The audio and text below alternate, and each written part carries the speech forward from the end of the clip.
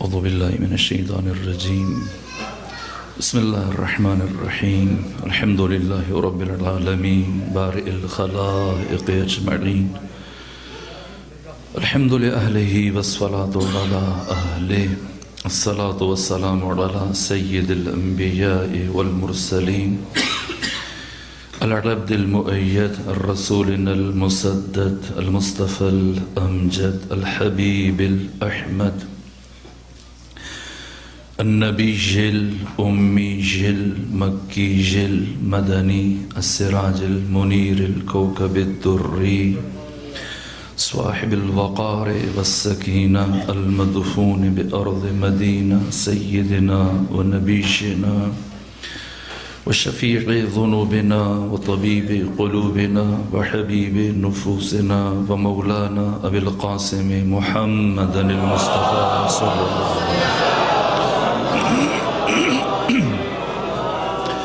وأهل بيته الأطيبين الأطهرين الأنجبين المعصومين المظلومين ورحمة الله على أحبابهم وأصحابهم وشيعتهم ومحبيهم ومواليهم أجمعين ولعنة الله على أعدائهم ومنكري فضائلهم وغاصبي حقوقهم من جوم عداوتهم إلى الآن ومن الآن إلى قيام يوم الدين وبعد يوم الدين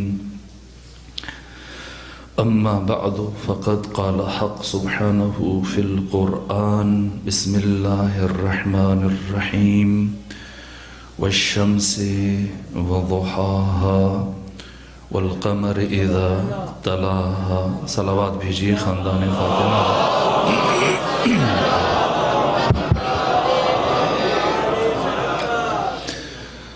ہمارا سلسلہ فکر آخری مراحل میں داخل ہو چکا اور اب کوشش کریں گے کہ وہ اساسی مطلب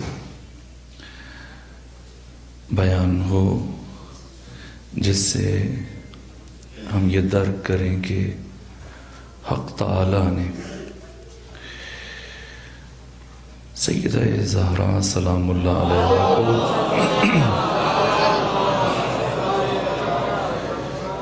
اس زمین پر کیوں اتارا؟ انا انزلناہ فی لیلۃ القدر، کیوں بھیجا اللہ نے؟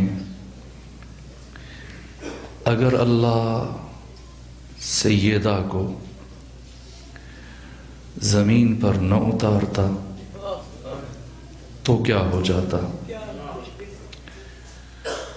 کون سا ہدف اصلی ہے اور مقصد اصلی ہے جس کے حصول کے لیے اللہ نے سیدہ کو بھیجا؟ اور کیا اس مقصد کا حصول منحصر ہے ذات فاطمہ میں، یا یہ مقصد ذات سیدہ کے علاوہ کسی اور ذریعے سے بھی حاصل کیا جا سکتا تھا؟ اور اگر یہ مقصد منحصر ہے ذات فاطمۃ الزہرا میں تو کیا سیدہ اس مقصد کو حاصل کرنے میں کامیاب ہوئیں یا کامیاب نہ ہو سکیں؟ اور اگر سیدہ کامیاب ہوئیں تو کیسے کامیاب ہوئیں؟ کس طرح سے اپنا مقصد حاصل کیا؟ وہ کون سا لشکر ہے جس کے ذریعے سے فاطمہ زہرا نے اپنے اصرغ طاغوت کو ہمیشہ کے لیے رسوا کر دیا،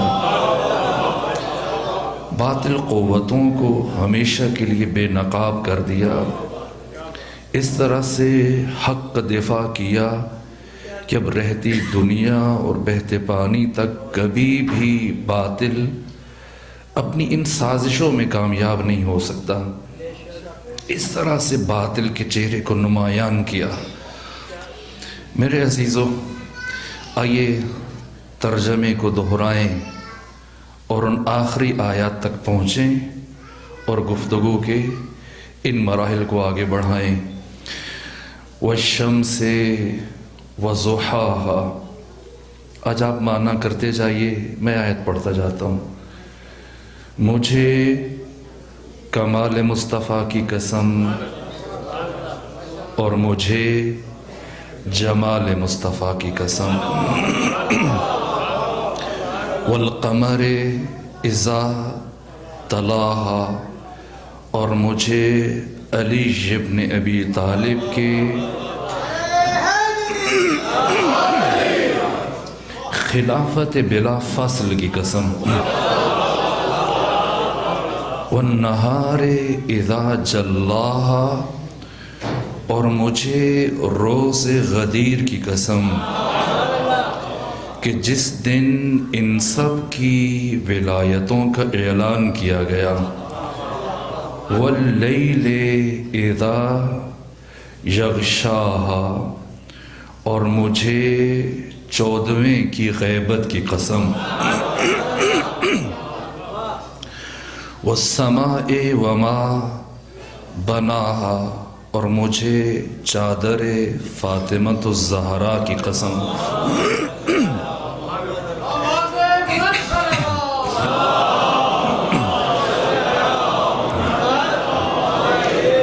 والارض وما طحاہا، اور مجھے اس چٹائی کی قسم جو بیت فاطمہ میں ان 5 تن کے لیے بچھائی گئی،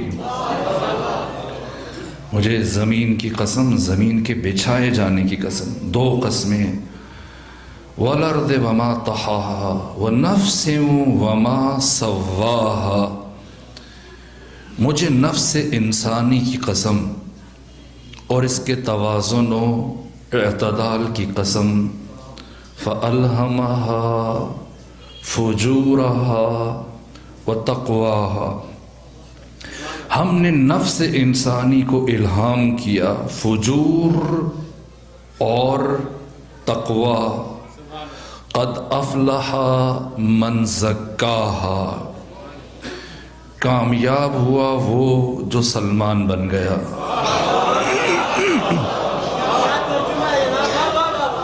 وقد خاب من دساہا، برباد ہوا وہ جو اس دروازے پہ پہنچ کر وسیلہ ہدایت کو نابود کرنے کے لیے تل گیا، کذبت ثمود بطغواہا، قوم سمود، یہ تمثیل ہے، اس لیے جناب صالح کا نام نہیں لیا، رسول اللہ کا ہے، تاکہ آیت کی اور ان آیات کی آفاقائیت سلامت رہے، باقی رہے۔ کذبت ثمود بطغواہا، ثمود نے، عصر محمد کے ثمود نے اپنی سرکشی کے ذریعے سے اپنے رسول کی تکذیب کی، جھٹلایا،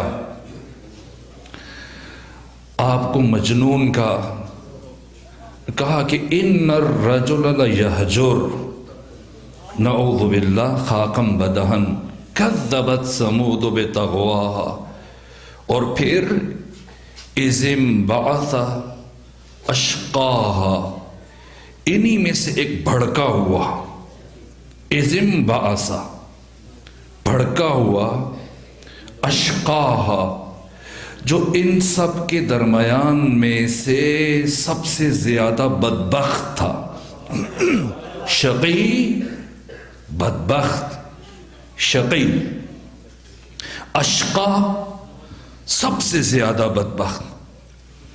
اس سے زیادہ بدبخت کون ہوگا؟ جو در فاطمہ پر آگ لے کے آ جائے، نسبت نہیں ہے، وہ جو ناقہ صالح کو قتل کر رہا ہے، اور وہ کہ جو کنیز خدا سیدہ زہرا کے دروازے پہ آ کے گستاخیاں کر رہا ہے، فَكَذَّبُوهُ، اب چونکہ جو اس عمل پہ راضی ہے اس عصر میں یا قیامت تک، جو بھی اسے صحیح کہے گا، جو بھی اس کی وکالت کرے گا، جو بھی اس کے لیے صفائیاں دے گا، سب کے سب تکذیب کے مصداق ہیں۔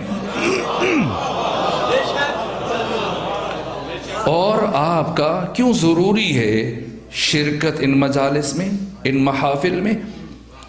اس لیے کہ یہاں آ کر ہم اعلان کرتے ہیں اے فاطمہ، آپ کے گھر جلانے والوں سے ہمارا کوئی تعلق نہیں ہے۔ کیا خوب کہا ہے شہید محسن نقوی نے، یہ مجلسیں کیا عمدہ فلسفہ بیان کیا۔ کہا کہ کچھ دیر فرض کر لو کہ یہ مجلسیں نہ ہوں، سارا جہاں حسین کا قاتل دکھائی دے۔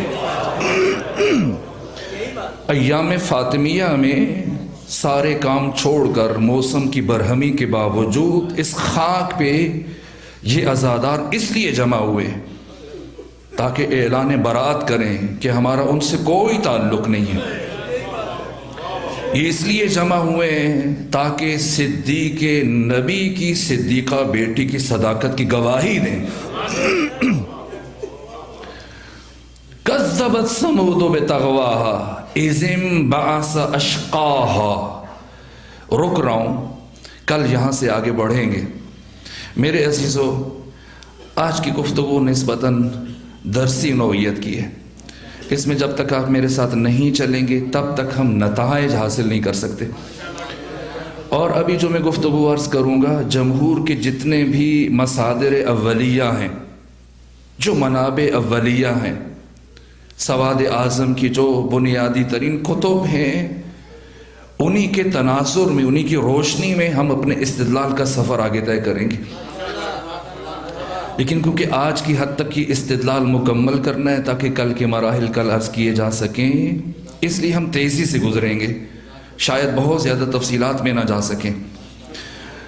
پیغمبر گرامی اسلام نے 40 برس کی عمر میں اپنی بعثت کا اعلان کیا، اور پھر 23 سال آقا کا عہد نبوت ہے، عہد رسالت ہے۔ ان 23 سالوں میں رسول اسلام نے سب سے زیادہ جس چیز کی تبلیغ کی وہ ولایت امیر المومنین علیہ الصلوۃ والسلام ہے۔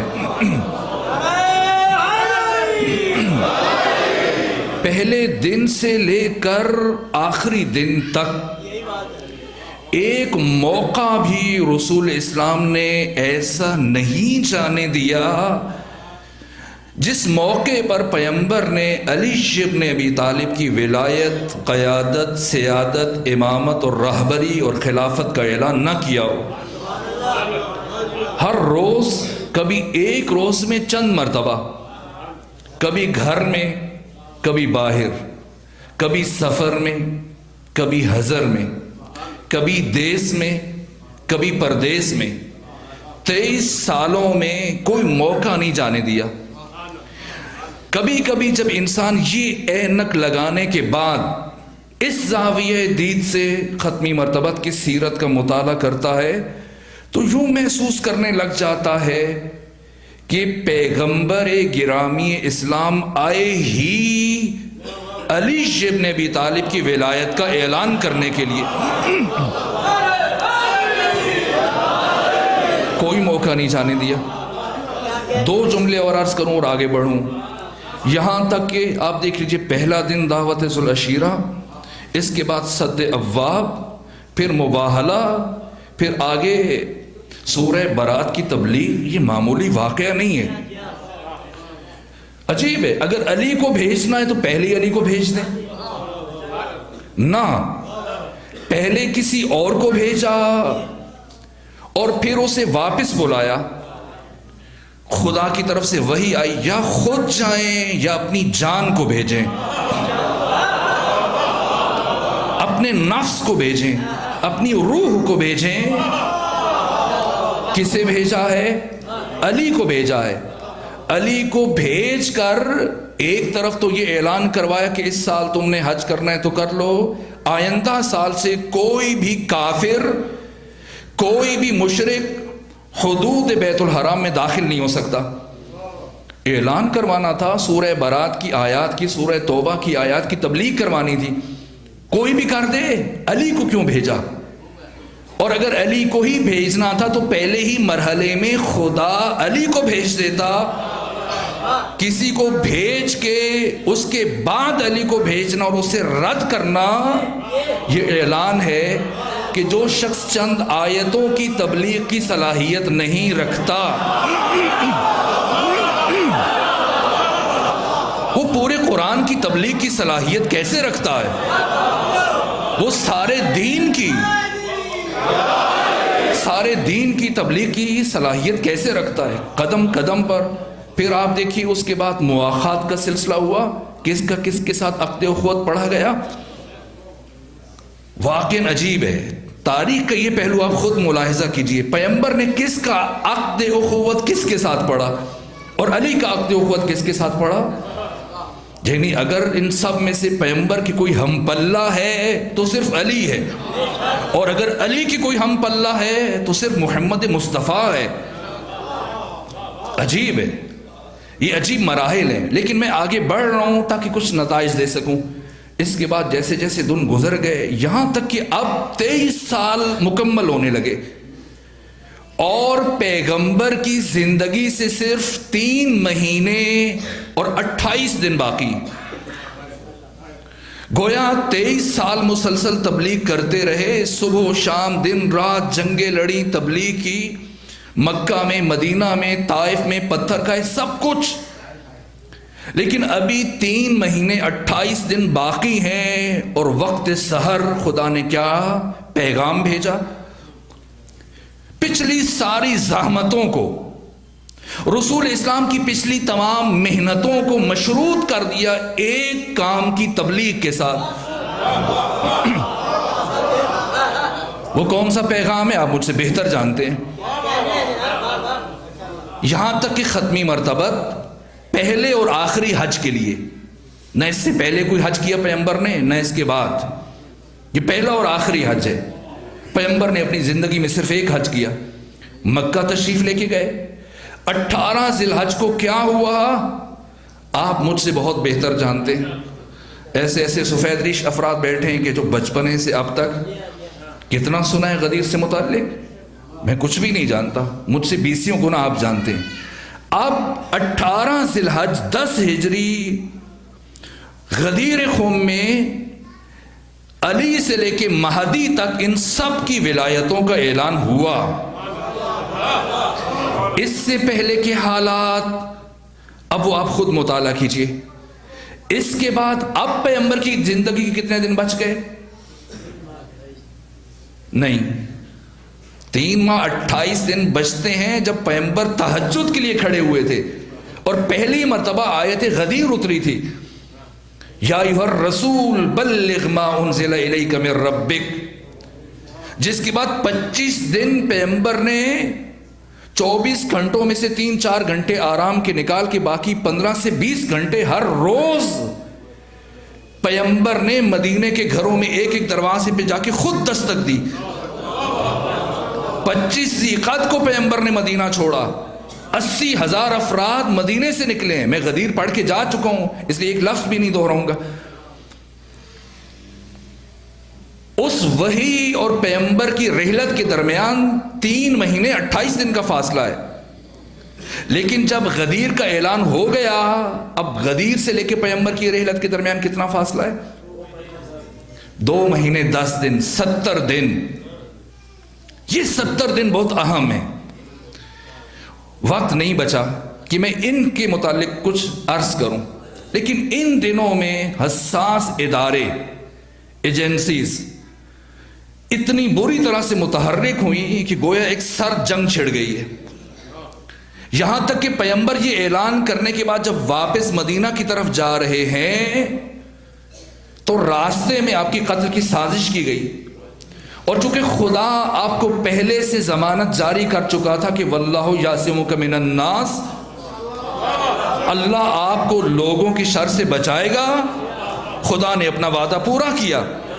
وہ 10 افراد کے جو گھاٹی میں چھپ کر پیغمبر کی سواری کو گمراہ کرنا چاہ رہے تھے، پروردگار نے سب کے چہرے ختمی مرتبت پر عیاں کیے۔ آپ جانتے ہیں سلمان اور جناب حذیفہ ایک سواری کے آگے تھا، ایک پیچھے سے ہانک رہا تھا۔ اس گھاٹی میں 10 افراد تھے، ان 10 میں سے ایک آخر وقت تک جناب حذیفہ سے پوچھتا رہا، بتائیے میرا نام ان میں تھا یا نہیں تھا؟ چونکہ رسول نے حذیفہ کو سارے نام بتائے تھے، جناب حذیفہ نے کہا کہ میں تو پابند ہوں، رسول کی اجازت نہیں ہے، انہوں نے منع کیا تھا کہ اس راز کو کبھی عیاں نہ کرنا۔ صبر نہیں تھا نا۔ علی ابن ابی طالب نے اس شخص سے متعلق 4 لفظ استعمال کیے تیسرے خطبے میں۔ ساری سیرت کی کتابیں، تاریخ کی کتابیں ایک طرف، اس شخص کے تعارف میں علی کی یہ 4 لفظ کافی ہیں۔ کہا خشن ہے، چموش ہے، عجول ہے، متلون ہے۔ واقعاً سمندر کو کوزے میں کیسے بند کیا جاتا ہے، یہ صرف باب مدینۃ العلم کا کام ہے۔ جلد باز بھی ہے، ایک وصف جلد باز۔ اب صبر نہیں کر سکا نا، کہاں حذیفہ تو نہ بتا، لیکن مجھے پتا ہے کہ میں بھی ان میں سے تھا، لیکن حق تعالیٰ نے محفوظ رکھا، اور یہ مشیت خدا تھی، مشیت رسول تھی کہ خود دشمن کی زبان سے اعتراف ہو جائے اور تاریخ کے اوراق میں ہمیشہ کے لیے ثبت ہو جائے۔ دن گزر رہے ہیں، پیغمبر مدینہ پہنچ گئے۔ یہ دن بہت خاص ہیں، ان کا تجزیہ شاید میں اس محدود اور مختصر وقت میں نہ کر سکوں۔ آپ خود چشم تخیل کو لے چلیں بعد از غدیر، رحلت پیغمبر تک یہ جتنے دن بچے ہیں تقریباً 60 دن بچ جاتے ہیں، چونکہ 5 دن سفر میں لگ گئے، 3 دن بیعت وغیرہ میں لگ گئے، 60-62 دن بچتے ہیں رسول کے مدینہ میں۔ ان 60-62 دنوں میں کتنی سازشیں ہوئیں، کیا کیا منصوبے بنائے گئے، کیا کیا مخفیانہ ملاقاتیں ہوئیں، کیا ساز پاس کیا سوچا گیا، اس کا اثر آپ فوراً رحلت پیغمبر کے موقع پر دیکھ سکتے ہیں۔ ختمی مرتبہ ایک ایک بات سے آگاہ ہے، یہاں تک کہ 24 سفر بروز جمعرات پیغمبر گرامی اسلام کی بیماری شروع ہوئی، اور پیغمبر نے جمعرات کے دن ہی اسامہ بن زید کی سرپرستی میں ایک لشکر مرتب کیا اور حکم دیا کہ سب پر لازم ہے کہ اس میں شرکت کرو۔ یہ کون سا وقت ہے لشکر بھیجنے کا؟ ادھر بیماری شروع ہوئی، ادھر لشکر مرتب کر دیا۔ یہ کون سا لشکر ہے آپ کے علم میں؟ اسامہ بن زید کے باپ زید بن حارث، پیغمبر نے 8 ہجری میں یکم جمادی الاول کو زید کے باپ کو بھیجا تھا، اسامہ کے باپ کو بھیجا تھا، زید بن حارث کو، اور یہ 3000 افراد گئے تھے۔ اس میں علم لشکر پیغمبر نے کسے دیا؟ زید بن حارثہ کو، اور فرمایا کہ اگر زید بن حارثہ جنگ کرتے ہوئے شہید ہو جائے پھر علم کون اٹھائے گا؟ جعفر ابن ابو طالب، اور اگر جعفر ابن ابو طالب بھی شہید ہو جائے پھر کون علم اٹھائے گا؟ پھر جناب رواحہ یہ علم اٹھائیں گے۔ ترتیب بنا دی تھی۔ اب یہ بصرہ کی طرف جب چلے تو صورتحال ایسے پیش آئی کہ روم اور شام کا لشکر ایک مقام پر مٹ بھیڑ ہو گئی، اور اس کی تعداد بہت بڑی تھی، ان کی تعداد کل 3000 تھی۔ ایسے ہی ہوا، پہلے علمبردار آگے بڑھے، شہید ہو گئے، پھر علم تھاما جعفر نے، وہ شہید ہو گئے، پھر جناب رواحہ آگے بڑھے، وہ شہید ہو گئے۔ اب ایک اور جوان نے علم تھاما، حارث بن ارقم نے علم تھاما، سب نے کہا آپ ہمارے امیر ہو، کہا نہ، میں نے علم اٹھایا تھا کہ گرے نہیں، امیر کوئی اور بن جائے۔ کوئی آگے نہیں بڑھ رہا تھا، یہاں تک کہ خالد بن ولید نے کہا کہ میں امارت قبول کرتا ہوں لشکر کی۔ آگے بڑے، حملہ کیا، پسپا ہوئے، اب یہ تھا کہ کل حملہ کریں گے، لیکن راتوں رات کیا ہوا آپ جانتے ہیں۔ خالد بن ولید نے کہا کہ ان سے بچنا ناممکن ہے، تو رات کی تاریکی کا فائدہ اٹھا کر واپس مدینہ آئے۔ صحیح بخاری کی پہلی اور دوسری جلد میں یہ واقعہ پوری تفصیل کے ساتھ درج ہے۔ مدینے والوں نے کیسے استقبال کیا، خاک اٹھا کر ان کے چہروں پہ ڈال رہے تھے کہ جنگ کے بھگوڑے آ گئے، بھاگ کے آ گئے۔ بہت مذمت ہے، ان سے متعلق آیات بھی ہیں، آپ یہ واقعہ جانتے ہیں۔ یہ واقعہ پیش آیا 8 ہجری میں، 2.5 سال سے زیادہ کا وقت گزر گیا، پیغمبر نے دوبارہ لشکر نہیں بھیجا روم کی طرف، شام کی طرف، بصرہ کی طرف، خاموش ہیں۔ کیا حکمت ہے؟ اس لیے کہ ختمی مرتبہ نے اس مقصد کو ایک خاص وقت کے لیے مختص کر دیا۔ یہ حکمت خدا ہے، حکمت رسول ہے۔ کب دوبارہ روم اور شام کی طرف لشکر روانہ کیا ختمی مرتبہ نے؟ 24 صفر 11 ہجری، اپنی وفات حضرت آیات سے صرف 4 دن پہلے، اور یہ مدینے سے 3 میل باہر وادی جرف میں جا کے یہ رک گئے، انتظار میں کہ پیغمبر کی طبیعت ٹھیک نہیں ہے۔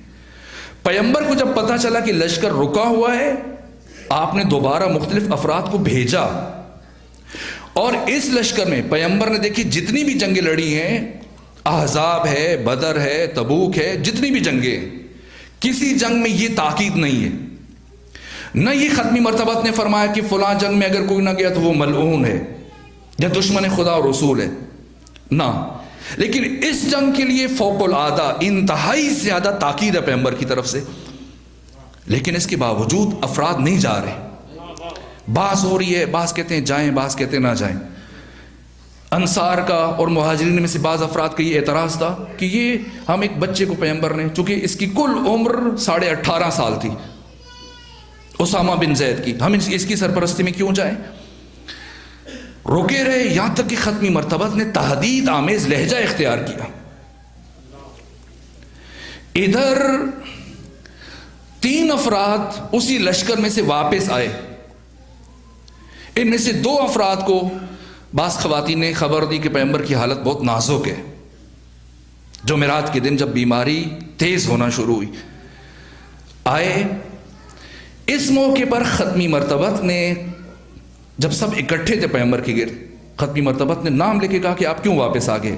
تاریخ اور سیرت اور حدیث کی ساری کتب میں یہ واقعات موجود ہیں، آپ کیوں واپس آ گئے؟ کہا آپ کی طبیعت ناساز تھی، ہم نے سنا کہ آپ کی طبیعت ٹھیک نہیں ہے۔ کہا جب میں نے حکم دیا ہے تو میرا حکم مقدم ہے یا میری تیمارداری؟ کوئی جواب نہیں تھا، یہاں تک کہ جب سب اکٹھے تھے، پیغمبر کے گھر میں ہجوم تھا۔ صحیح بخاری کی پہلی جلد میں بھی یہ واقعہ ہے، دوسری میں بھی، ملل و نحل میں بھی ہے، باقی تمام کتب میں۔ ختمی مرتبہ نے فرمایا اچھا ایک قلم و دوات مجھے دے دو تاکہ میں تمہارے لیے ایک ایسی تحریر لکھوں کہ تم میرے بعد گمراہ نہ ہو۔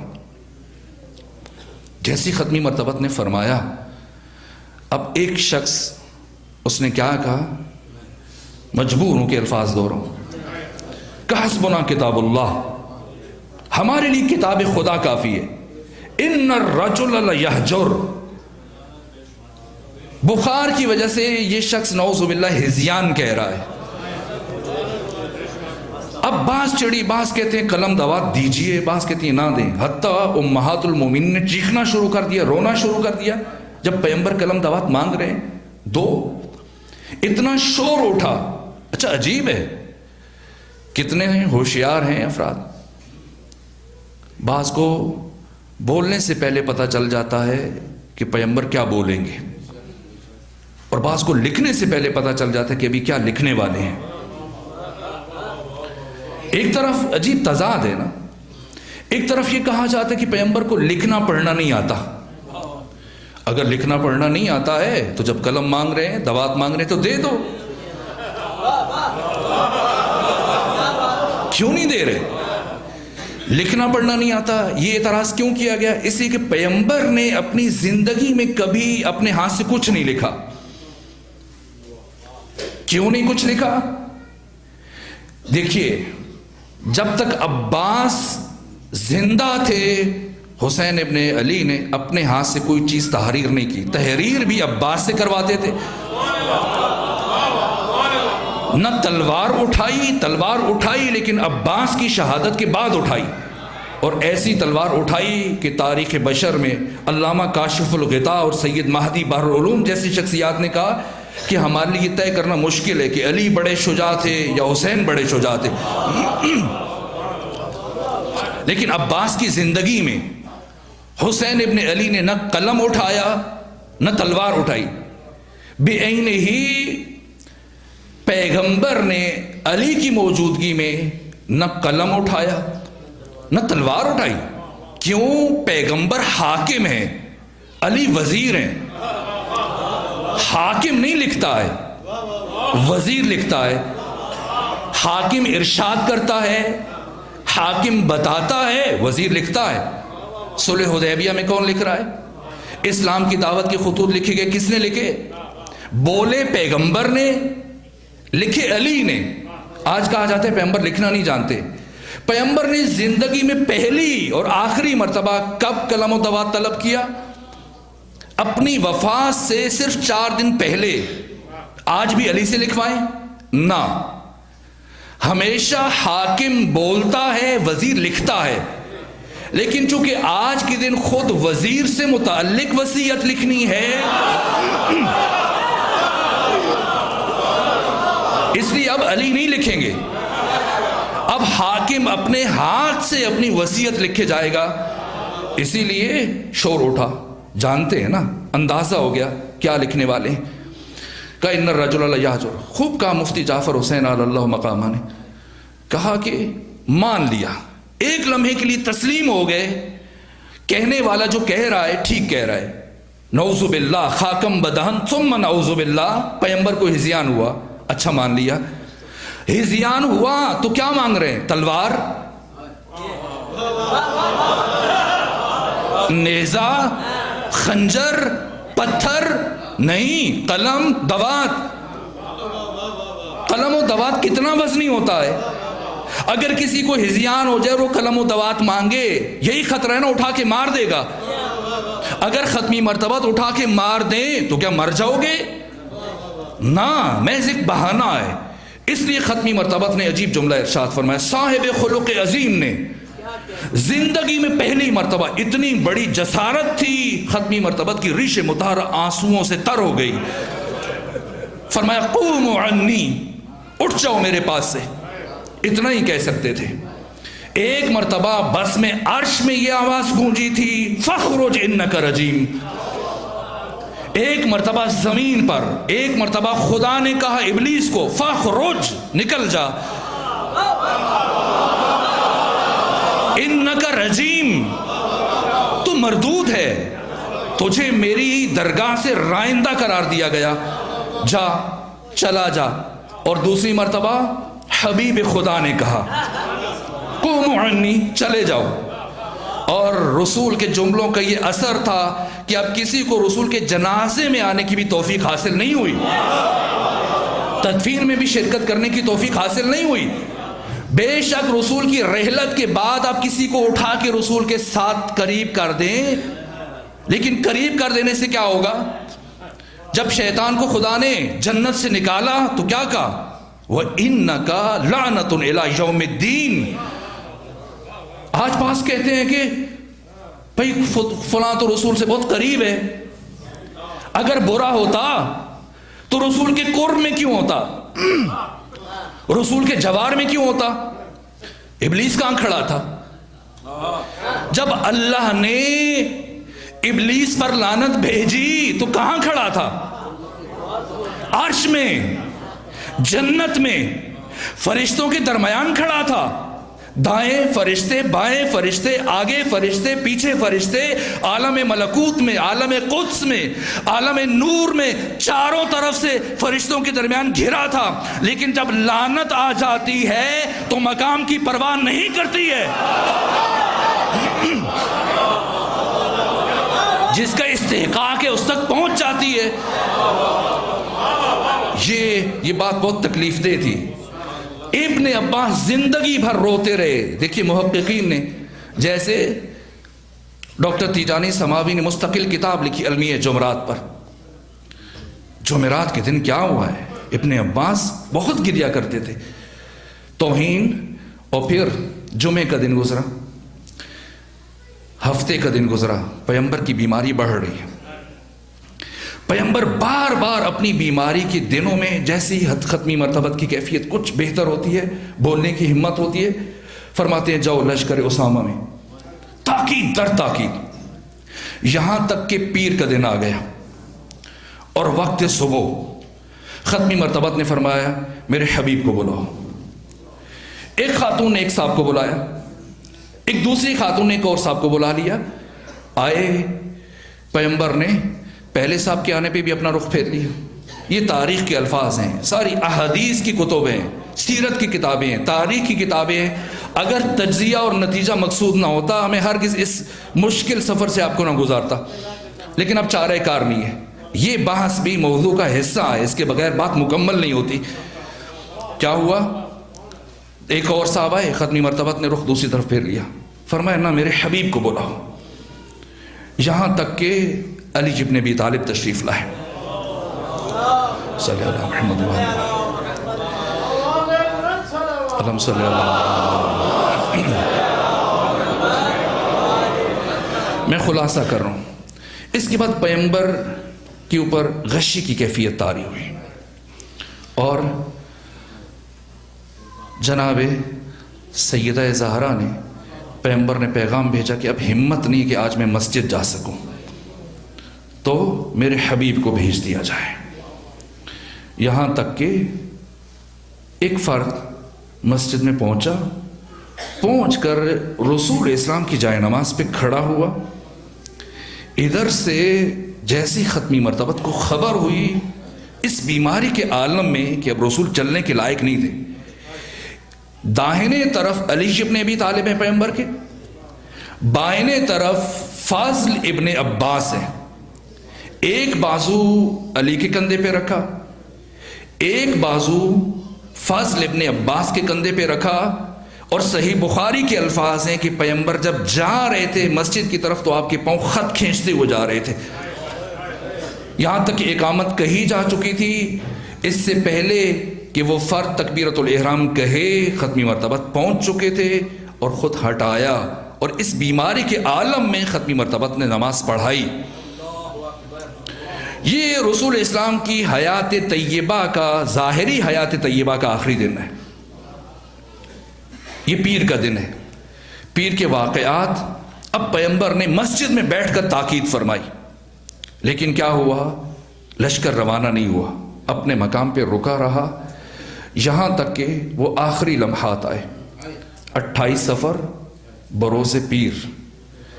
ختمی مرتبت کی کیفیت اب بدل رہی ہے، یہاں تک کہ مولا متقیان کو بلایا گیا. حضرت تشریف لائے. پیغمبر نے وصیتیں فرمائیں. وقت نہیں ہے کہ میں وصیتیں عرض کروں، دیکھیں وقت ختم ہو چکا ہے اور میں نے بات شروع بھی نہیں کی ہے.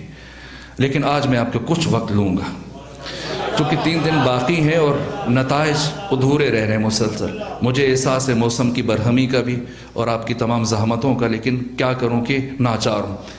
اب یہاں پر جو خود صحیح بخاری کے الفاظ ہیں الملل والنحل کے اور دیگر کتب کے، کہ مولا متقیان کو پیغمبر نے چادر کے نیچے اپنے ساتھ لٹایا اور پیغمبر نے اپنا بازو علی کے سینے پہ رکھ دیا. گریا کرتے رہے، ساتھ علی سے راز و نیاز کرتے رہے. اسی حالت میں پیغمبر کی روح پرواز کر گئی اور آج زندگی میں پہلی مرتبہ دنیا والوں نے علی کو گریا کرتے ہوئے دیکھا. اتنا گریا کیا کہ علی کی ہچکیاں بن گئیں، جہاں تک کہ پہلی مرتبہ اہل دنیا نے وہ علی جو میدان جنگ میں مسکراتے تھے، آج اہل دنیا نے علی ابن ابی طالب کی چیخیں سنی ہیں. اتنی بلند آواز سے گریا کیا. بس میرے عزیزو، یہاں سے اب کچھ پیچیدہ مراحل شروع ہوتے ہیں. ادھر سے علی ابن ابی طالب 28 کو پیغمبر اسلام کی وفات ہوئی ہے. تدفین کب ہوئی؟ 29 اور 30 کی درمیانی شب کو. 28 سفر کو نماز ظہر کی نماز کے بعد سے پیغمبر کی نماز جنازہ شروع ہوئی اور 29 سفر کو نماز عصر تک پیغمبر کی نماز جنازہ پڑھی جاتی رہی۔ اس میں جب سوال کیا گیا کہ کون نماز جنازہ پڑھائے گا، مولا متقیان نے فرمایا کہ نہ پیغمبر کی زندگی میں کوئی امام بن سکتا ہے، نہ ان کے جسد کے اوپر کھڑے ہو کے کوئی امامت کروا سکتا ہے، نہ سب سے پہلے خود تنہا کھڑے ہوئے امیر المومنین ختمی مرتبت کی نماز جنازہ پڑھی۔ بعد میں ایک بے چینی پھیلی، پوچھنے لگے کیا پڑھے؟ حضرت نے فرمایا یہ آیت پڑھو اور ختمی مرتبت پر درود بھیجو، یہ ہے نماز جنازہ جو ختمی مرتبت کی پڑھی گئی۔ ان اللہ و ملائکتہ یصلون علی النبی یا ایھا الذین آمنوا صلوا علیہ وسلموا تسلیما، آخر تک۔ سب سے پہلے ختمی مرتبت نے، اس کے بعد بنو ہاشم نے نماز جنازہ پڑھی، اس کے بعد مہاجرین نے، اس کے بعد انصار نے۔ یہ ایک رخ ہے۔ دوسری طرف ثقیفہ بنی سعدہ، جہاں پر اوس اور خزرج انصار کے دو بڑے قبائل، ان کی نمائندگی جمع ہے، تقریباً 300 سے زیادہ افراد اکٹھے، اور یہاں پر سعد بن عبادہ کا انتخاب کیا جا رہا ہے خلافت کے لیے۔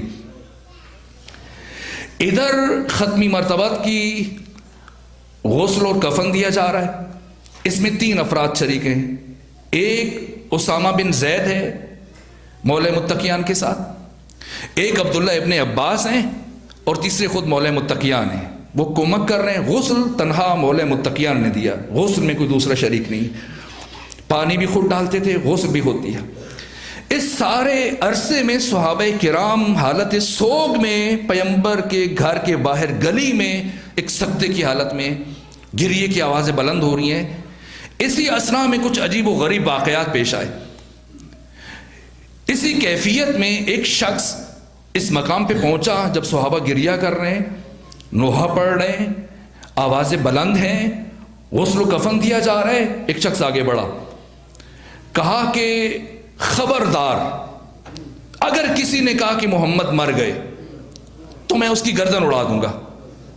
وہ جناب عیسیٰ کی طرح وقتی طور پر کچھ عرصے کے لیے ہمارے درمیان سے رخصت ہوئے، جب تک کلمہ توحید پوری دنیا پر چھا نہیں جاتا پیغمبر نہیں مر سکتے، ان قریب واپس آئیں گے، اور جس نے کہا کہ محمد مر گئے وہ آ کر اس کے ہاتھ اور پیر کاٹ دیں گے۔ ایک عجیب بات تھی، ایک انوکھی بات تھی۔ بہتے ہوئے آنسو رک گئے، لوگ حیران و پریشان، یہ کیا بات کر رہے ہیں، کسی کے وہم و گمان میں نہیں تھا۔ اور آگے بڑھا ایک جوان صحابی رسول اللہ کا، حضرت عمر ابن زائدہ، یہ آگے بڑھا، قرآن کی آیات کی تلاوت کی کہ اگر پیغمبر وفات کر جاتے ہیں تو کیا تم الٹے پاؤں کفر کی طرف چل پڑو گے؟ تو صاحب شمشیر نے جھڑک دیا، خاموش ہو جاؤ، خبردار کسی نے کوئی ایسی بات کہی۔ اس کا مطلب ہے مورخین یہاں پر اس کی تفسیر کرتے ہیں کہ چونکہ صدمہ تھا، دکھ تھا، حواس باختہ تھے۔ اگر حواس باختہ تھے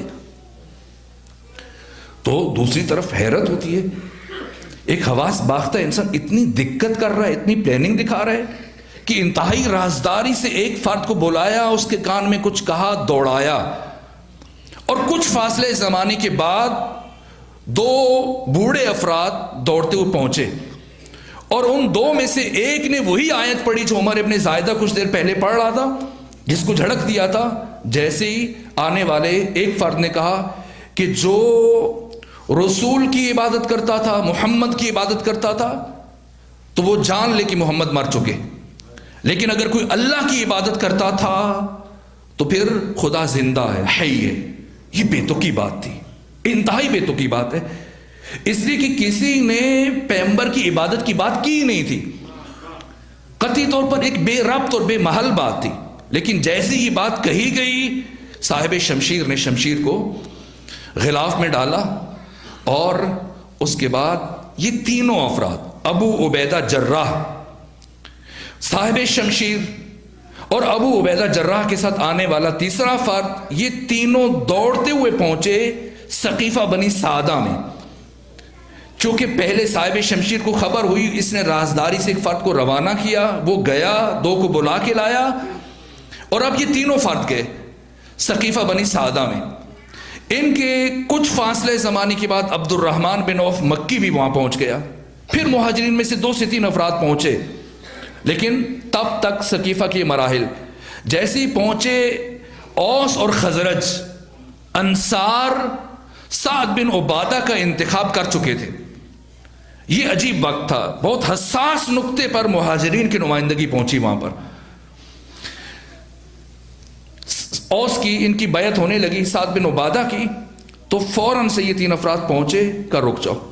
رسول اسلام نے کہا تھا کہ میرا جانشین میرے خاندان سے ہوگا، قریش سے ہوگا، اور تمہیں یہ حق نہیں ہے کہ تم انتخاب کرو۔ کہ کیوں حق نہیں ہے؟ ہماری خدمات ہیں، ہم نے جنگیں لڑی، ہم نے تمہیں اپنا مہمان بنایا، اپنی زمینوں میں اموال میں شریک کیا، یہاں تک کہ جب تم مکہ سے مدینہ آئے، ہم میں سے جس کی 2 بیویاں تھیں، ایک کو طلاق دی تاکہ تم اسے عقد کر سکو۔ ہر طرح سے ہم نے تمہارا ساتھ دیا، خلافت ہمارا حق ہے، ہماری قربانیاں زیادہ ہیں۔ صاحب شمشیر نے کہا کہ اگر تمہارا حق ہے تو جا کے قیامت کے دن خدا سے لینا جو تم نے زحمتیں کی ہیں۔ پیغمبر کے جانشین کا انتخاب ختمی مرتبت کی وصیت کے مطابق ہوگا۔ یہاں پہ حباب ابن منذر نے کہا کہ ہوشیار ہو جاؤ، اے انصار، اپنے خلیفہ کی حفاظت کرو،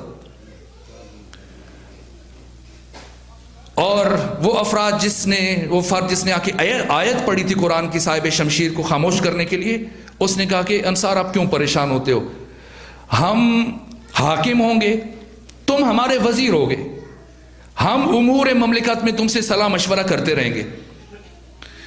کنا حباب بن منذر نے کہا منا امیر و منکم امیر، ایک امیر تم میں سے ہوگا، ایک امیر ہم میں سے ہوگا۔ صاحب شمشیر نے کہا ایسا ممکن نہیں ہے، امیر ایک ہی ہوگا اور ہم میں سے ہوگا۔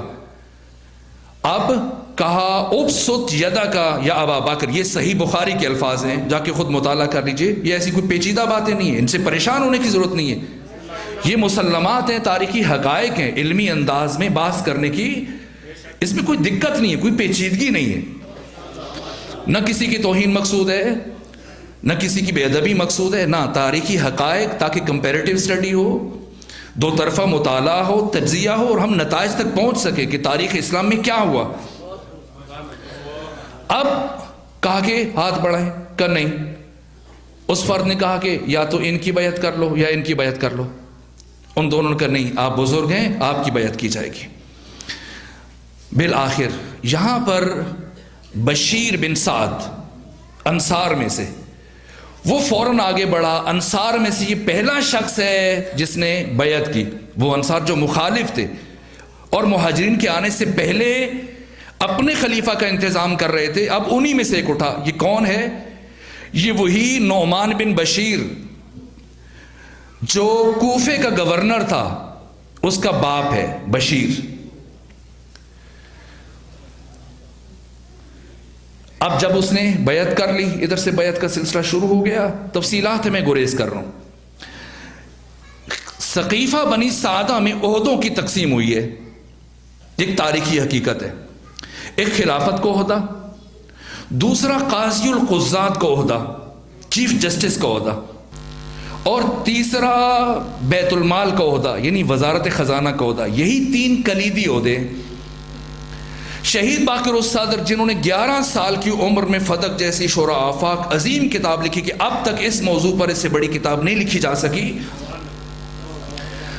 وہ یہ فرماتے ہیں کہ ثقیفہ بنی سعدہ میں عہدوں کی تقسیم خود بتا رہی کہ سب کچھ پری پلانڈ تھا، پہلے سے آمادگی تھی۔ اب جو نقطہ میں نے آپ کی خدمت میں عرض کیا کہ غدیر سے لے کر ختمی مرتبات کی بیماری تک ان سارے دنوں میں جو چیزیں مرتب ہوئی، یہ ان کا نتیجہ ہے ثقیفہ بنی سعدہ۔ اب یہاں سے نکلے، میں نے بہت خلاصہ کر دیا، نکلے ثقیفہ بنی سعدہ سے، انصار ان کی وقتی منطق کے آگے سرنگوں ہو گئے، خاموش ہو گئے، بیعت کر لیے، چلے راستے میں اب جو بھی آ رہا ہے کہا ان کی بیعت ہو چکی ہے، ایک جمع غفیر ساتھ ہے، چونکہ سارا اچانک ہوا، راستے میں جو بھی آ رہا ہے آپ بیعت کیجئے۔ افراد بیعت کر رہے ہیں، یہاں تک کہ مسلسل شب و روز یہ وقت بہت حساس ہے۔ دوسری طرف بنو ہاشم ہے، علی ابن ابی طالب ہے، علی ابن ابی طالب کے اصحاب ہیں جو پیغمبر کی تجہیز اور تکفین میں مصروف ہیں، حالت سوگ میں ہیں، لوگ تعزیت کے لیے آ رہے ہیں، ان کی تعزیت قبول کر رہے ہیں۔ ثقیفہ بنی سعدہ کی اس ساری کاروائی کے دوران خود مولے متقیان کو بھی خبر دی گئی کہ یہ کچھ ہو رہا ہے، لیکن حضرت کے لیے ممکن نہیں تھا کہ ختمی مرتبت سے ایک لمحے کے لیے بھی جدا ہوں۔ اب جب کہ یہ سب کچھ ہو گیا، حکومت بن گئی، اب یہ نازک ترین حکومت ہے مدینے کی صورتحال کے مطابق، اب اس نئی نویلی حکومت کو مضبوط کرنا ہے، بچانا ہے کچھ خطرات سے۔ حکومت وقت کے جو سب سے بڑا خطرہ ہے وہ خود بنو ہاشم ہے، جن میں سے برجستہ ترین علی ابن ابی طالب ہیں، جن کی ولایت کا اعلان ساری زندگی ختمی مرتبت نے کیا، بالخصوص غدیر میں، جو ناقابل فراموش حقیقت ہے۔ اصحاب علی، بنو ہاشم، علی ابن ابی طالب، یہ پہلا فریق حزب اختلاف میں۔ دوسرا فریق کون ہے؟ بنو امیہ۔ تیسرا فریق حریف انصار۔ یہ جو نوخیز حکومت ہے سب سے تینوں سے ہی خطرہ ہے، لیکن انصار ان کی وقتی منطق کے آگے دب گئے، خاموش ہو گئے، راستہ نہیں ہے، اب نہیں بول سکتے، چونکہ بیعت کر چکے ہیں، پشیمان ہیں، جلدی میں کرنا کچھ چاہ رہے تھے، ہو کچھ گیا۔ سیدہ زہرا نے اپنے خطبے میں جو انصار سے گفتگو کی، اس کو میں اگلے 2 دنوں میں عرض کرنے کی کوشش کروں گا، کیا کہا کہ تم نے کیا کیا، لیکن انصار اب کچھ بھی نہیں کر سکتے، ان کے ہاتھ سے تیر کمان سے نکل چکا ہے۔ دوسرے مرحلے میں بنو امیہ، اور بنو امیہ کا سردار، ایک طرف غدیر کے بعد ان افراد کی پلاننگ تھی، دوسری طرف بنو امیہ کی پلاننگ تھی۔ ان کی پوری تیاری یہ تھی کہ پیغمبر کے بعد حکومت اور خلافت کسی بھی طرح سے ہم تک پہنچے، اور اس کے لیے ان کی مکمل تیاری تھی۔ لیکن شومی قسمت کہیے یا خوش قسمتی کہیے کہ سردار بنو امیہ مدینے کے اندر موجود نہیں تھا، شام میں تھا، تجارت کے لیے گیا ہوا تھا۔ اچانک سے پیغمبر کی بیماری شروع ہوئی، انہی دنوں میں آپ کی وفات ہو گئی۔ جب یہ خبر شام میں پہنچی سردار بنو امیہ تک، تو سب سے پہلا سوال یہ پوچھا سردار بنو امیہ نے کہ بتاؤ پھر پیغمبر کے بعد خلیفہ کون بنا ہے؟ کسی کا نام جب لیا گیا، سارا مال غلاموں کی سپرد کیا، تیز رفتار سواری لی، دوڑتا ہوا مدینے پہنچا، سارے راستے میں سوچتا رہا کہ کیا کرے، بالآخر سیدھا گیا جناب عباس کے پاس۔ اتنی جرأت نہیں تھی کہ خود مولا متقیان کے پاس جائے، مولا متقیان کے چچا جناب عباس کے پاس گیا اور کہا عباس، خلافت یا بنو ہاشم کا حق ہے یا بنو امیہ کا حق ہے، اور بنو ہاشم میں اہل افراد کی کمی نہیں ہے، جن میں سے برجستہ ترین خود علی ابن ابی طالب ہے۔ یہ بنو تیم کے پست قبیلے کا فلاں فرد کب اس لائق تھا کہ وہ خلیفہ بن سکے؟ عباس نے کہا پھر بتاؤ کیا کریں؟ کہا بس تم میرے ساتھ جاؤ، ہم دونوں جاتے، تم جا کر میری نیابت میں علی ابن ابی طالب سے صرف ایک بات کہو کہ علی، آپ لوگوں کے سامنے مسجد نبوی میں کھڑے ہو کر ایک دفعہ یہ کہہ دیجئے کہ خلافت میرا حق ہے، لے کے دینا میرا کام ہے۔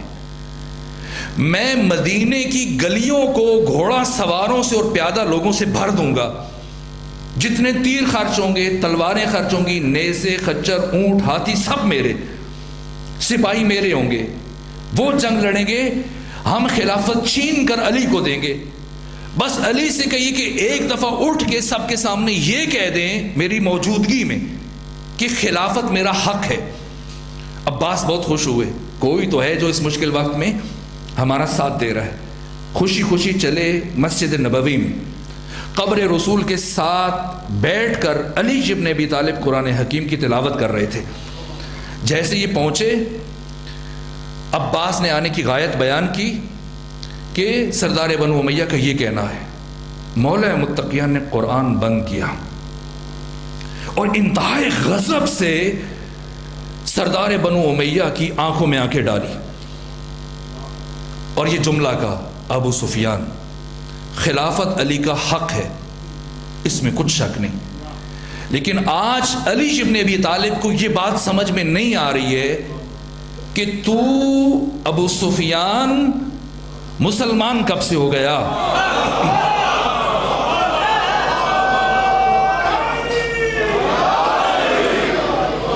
اور تجھے کس نے یہ حق دیا کہ تو مسلمانوں کے امور میں مداخلت کرے؟ تو مہدور الدم ہے، چونکہ تو نے کلمہ پڑھ لیا اس لیے ہم سب مجبور ہیں کہ ہم تمہارے اوپر تلوار نہیں اٹھا سکتے، ورنہ تمہیں یہ حق حاصل نہیں ہے کہ تم مسلمانوں کے امور میں مداخلت کرو۔ یہ شور سن کر حاضرین جمع ہونا شروع ہوئے مسجد نبوی میں، یہاں تک کہ مسجد نبوی بھر گئی لوگوں سے۔ ایسے میں علی ابن ابی طالب یہ ساری گفتگو بیٹھ کے کر رہے تھے، اب اٹھ کے کھڑے ہوئے۔ سید رضی نے علی کے کلام کو نہج البلاغہ میں بیان کیا، یہ 5واں خطبہ ہے نہج البلاغہ کا جو مولا متقیان نے اس موقع پہ بیان کیا، اور ارشاد فرمایا ایھا الناس، پہلے صرف سردار بنو امیہ سے گفتگو کر رہے تھے، اب سب سے گفتگو کی۔ ایھا الناس شقوا امواج الفتن بسفن النجا، اے لوگو فتنے کی موجوں کو نجات کی کشتی کے ذریعے سے چیر دو۔ وَضَعُوا تیجان المفاخرہ، اور فخر و مباحات کے تاج اتار کر زمین پر رکھ دو۔ وَأَرِّجُوا عَنْ طَرِيقِ الْمُنَافَرَةِ، اور خود کو نفرت اور کینہ توزی اور نفرت کے راستوں سے الگ کر دو۔ پھر نگاہ اٹھائی ابو سفیان کی طرف اور فرمایا، ابو سفیان جو پانی آج تو علی کو پلانے کے لیے لایا ہے، ھذا ماء عاجن، یہ گدلا پانی ہے، وَلُقْمَةٌ يَعُثُّ بِهَا آكِلُهَا، یہ ایسا لقمہ ہے کہ جو کھانے والے کے گلے میں پھنس سکتا ہے۔ آج تم لوگ مجھ سے خلافت کی بات کرنے آئے ہو، کل جب میں تمہارے دروازوں پر خود سیدہ زہرا کے ساتھ جا کر دستکیں دیتا رہا تو تم نے کیا کہا؟ حرس علی الملک، علی حکومت کا حریص ہے۔ پھر تمہارا رویہ دیکھ کر جب علی خاموش ہوا تو تم نے کیا کہنا شروع کر دیا؟ جزع من الموت، علی موت سے ڈر گیا۔ ہیہات بعد اللتیہ واللتی، ہرگز نہیں، بدر و احد، خندق و خیبر دیکھنے کے بعد کہہ رہے ہو کہ علی موت سے ڈر گیا؟ واللہ لابن ابی طالب آنس بالموت من الطفل بسجی امہ، اللہ کی قسم ابو طالب کے بیٹے علی کو موت سے اتنی شدید محبت ہے جتنی ایک چھوٹے بچے کو اپنی ماں کے دودھ سے ہوتی ہے۔ پھر فلسفہ سکوت علوی کیا ہے؟ راز سکوت علوی کیا ہے؟ پھر علی کیوں خاموش ہو گیا؟ بل اندمجت علی مکنون علم لو بہتو لستربتم استراب الارشیت فی طوی البعیدہ، یہ 5واں خطبہ ہے نہج البلاغہ کا۔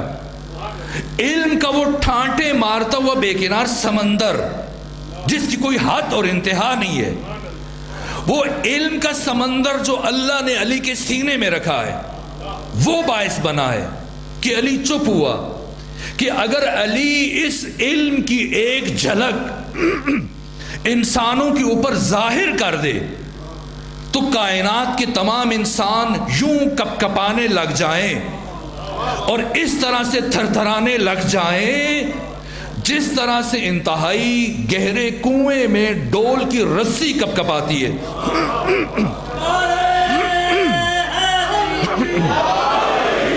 اور ڈول کی رسی تھر تھر آتی ہے۔ اب یہاں سے جب یہ واضح اور صاف جواب سنا، اب کیا کرے؟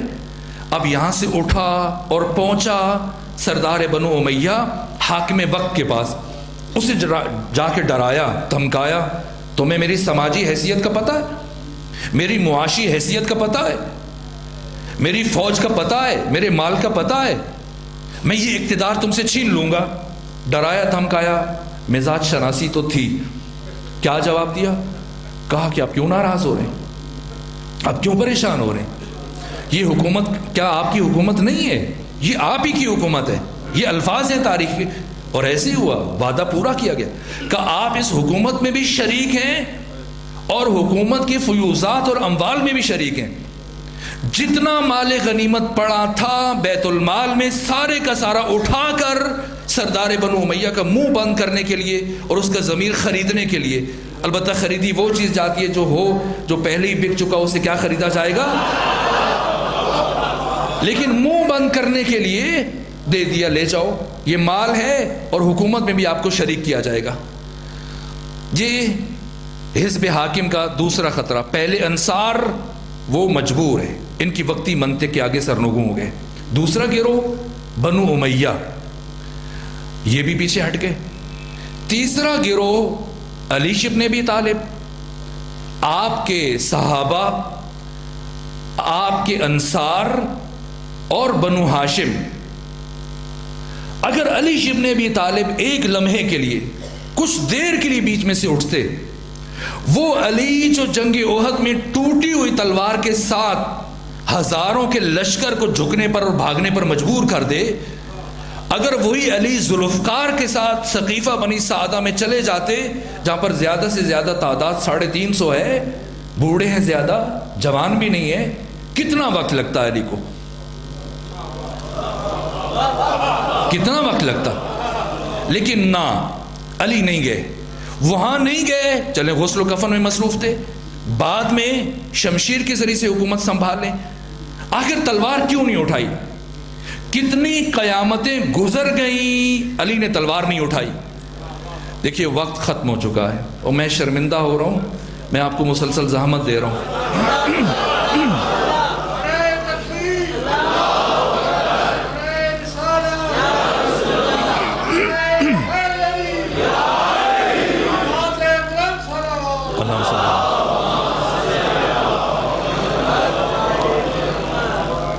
میں بلا تکلف آپ سے استفسار کر رہا ہوں. وقت مکمل ہوا, اگر آپ کہیں تو میں گفتگو یہیں پر روک دیتا ہوں, اور اگر آپ چاہتے ہیں کہ ہم گفتگو آگے بڑھائیں تو پھر خاندان فاطمہ پر. دیکھیے اب میں وقت کو چھوڑ رہا ہوں اور اپنی گفتگو کے تسلسل کے لیے آپ کے درود اور صلوات کی آواز سے فیصلہ کروں گا کہ آپ کتنا میلان اور رغبت رکھتے ہیں کہ میں بات کو آگے بڑھاؤں.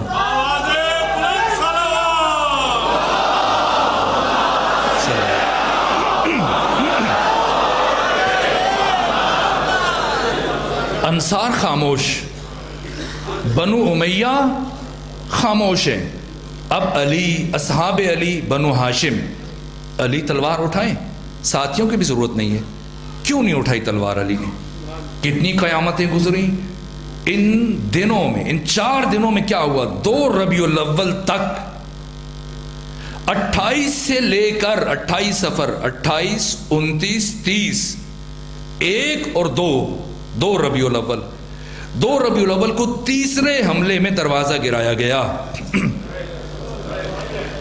اس سارے عرصے میں کتنی قیامتیں گزر گئیں, علی کی تلوار نیام سے نہیں نکلی.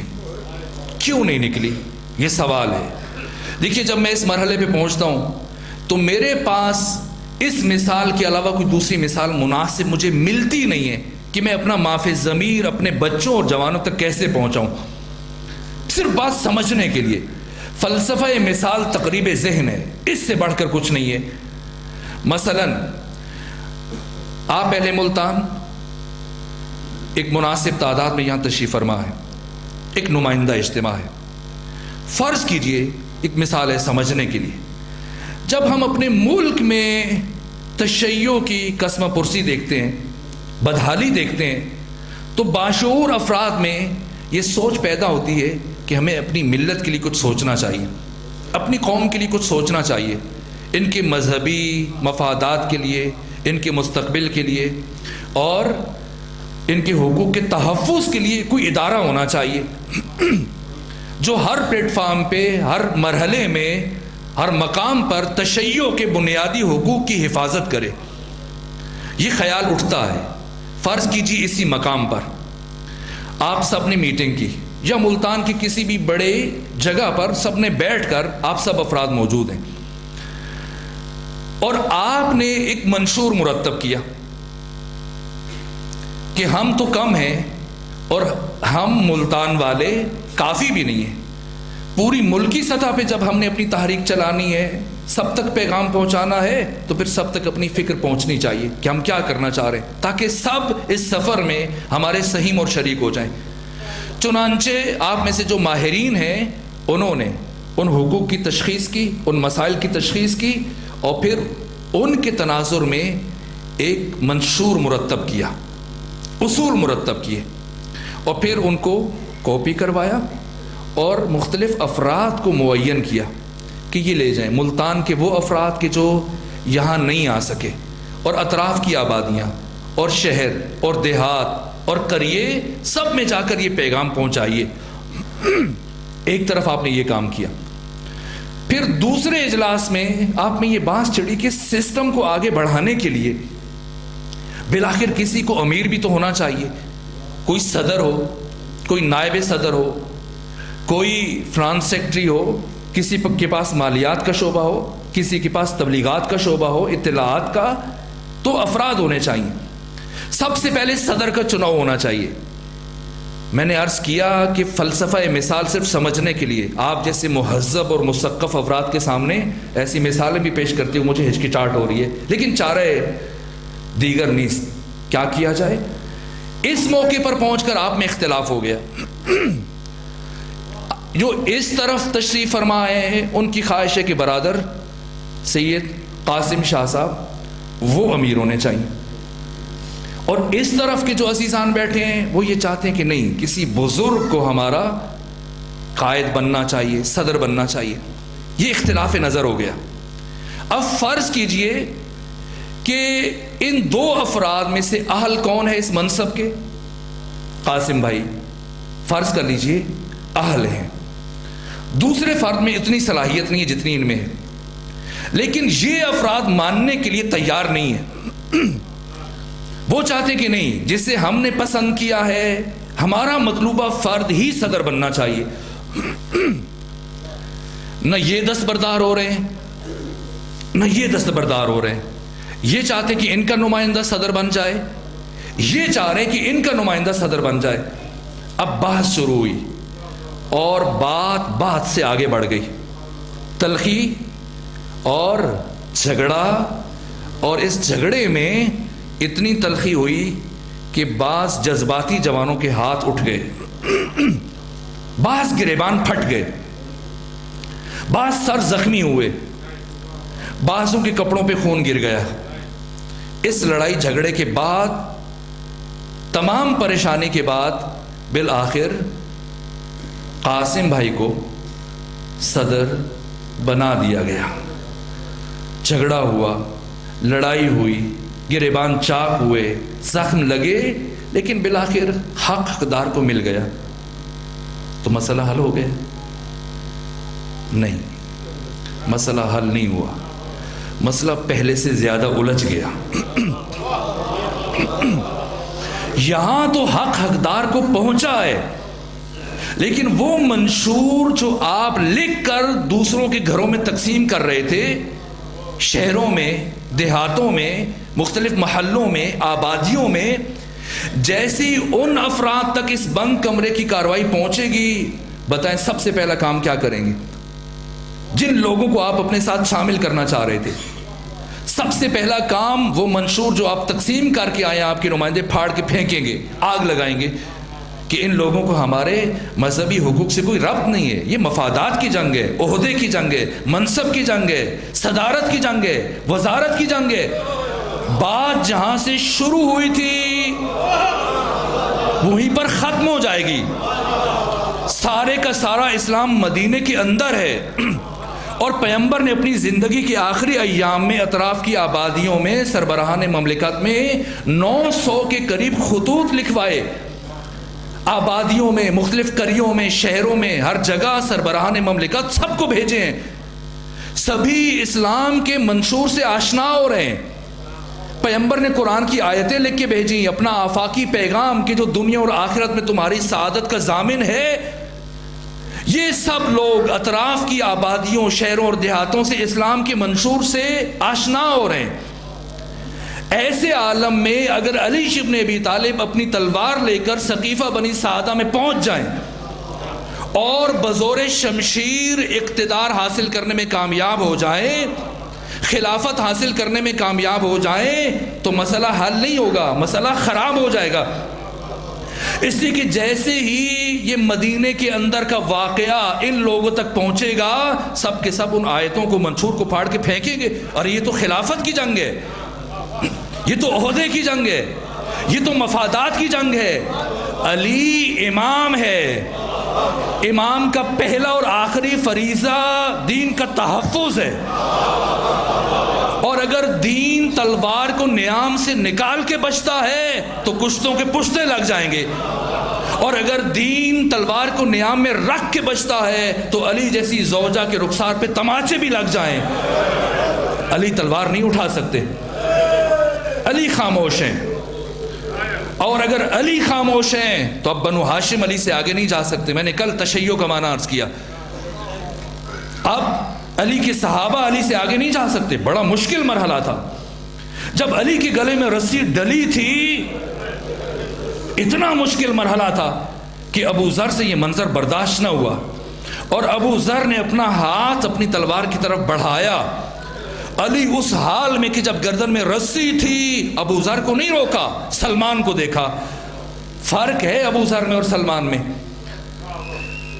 بہت فرق ہے۔ ابو ذر بہت بڑی شخصیت ہے جن سے متعلق رسول نے فرمایا کہ زمین نے کسی کو اپنے پروں کے اوپر اٹھایا نہیں، آسمان نے کسی کے اوپر سایہ کیا نہیں جو ابو ذر سے زیادہ سچا ہو۔ لیکن نہ، ابو ذر سلمان کے درجے پہ نہیں پہنچ سکتے، سلمان صاحب اسرار ہیں۔ علی نے سلمان کی طرف دیکھا اور سلمان دوڑتے ہو گئے ابو ذر کے پاس۔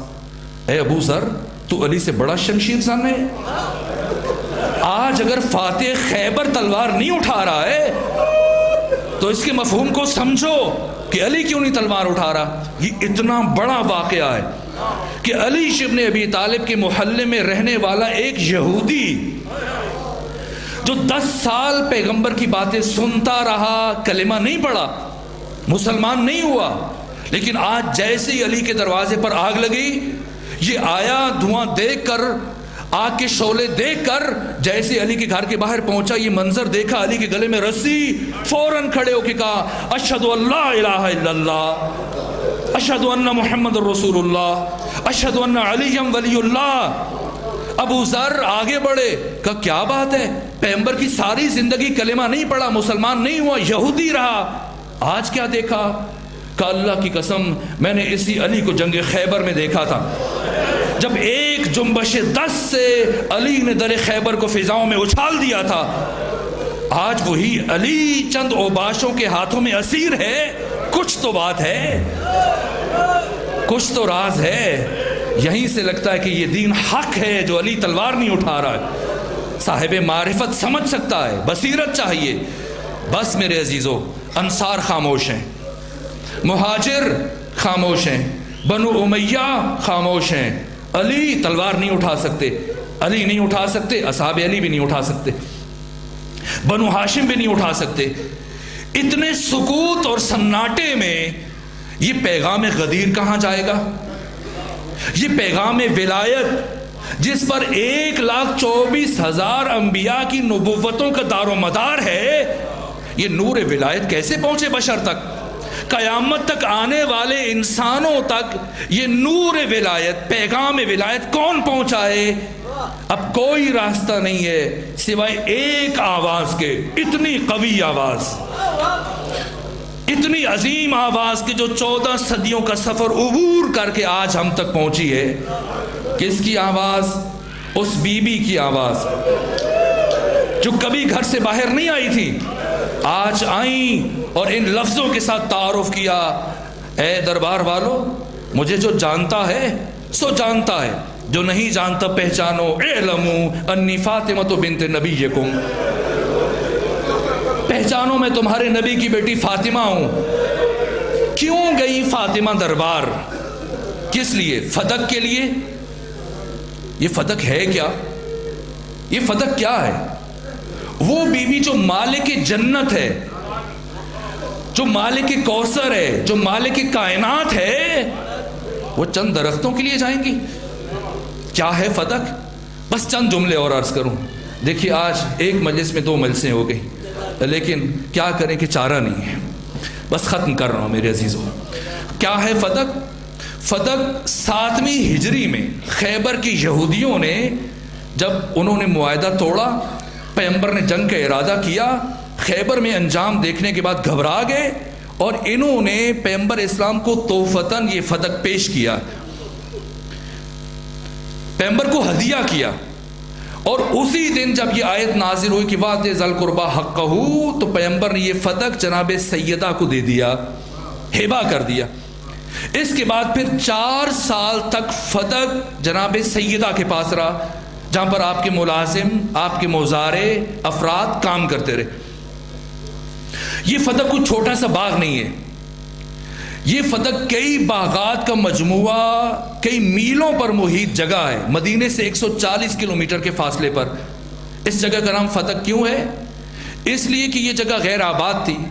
فدق بن حام ایک یہودی تھا، اس نے اس جگہ کو آباد کیا، اسی کے نام سے اس جگہ کا نام فدق پڑ گیا. مدینے سے 140 کلومیٹر کے فاصلے پر باغات کا ایک بہت بڑا مجموعہ جو میلوں تک پھیلا ہوا تھا. پہلے خلیفہ کے بقول پیغمبر فدق کی آمدنی سے جنگی اخراجات پورے کرتے تھے، اور جب خلیفہ ملا امیر شام کو تو اس نے 3 افراد میں تقسیم کیا.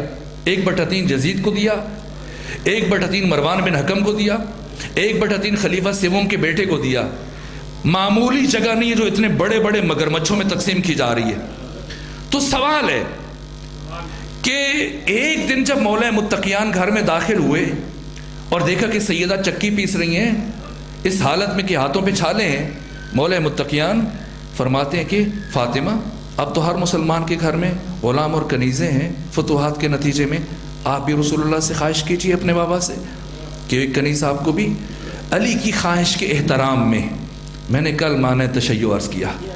فاطمہ اٹھی، اپنے بابا کے پاس چلی گئی. آپ جانتے ہیں کیا ہوا؟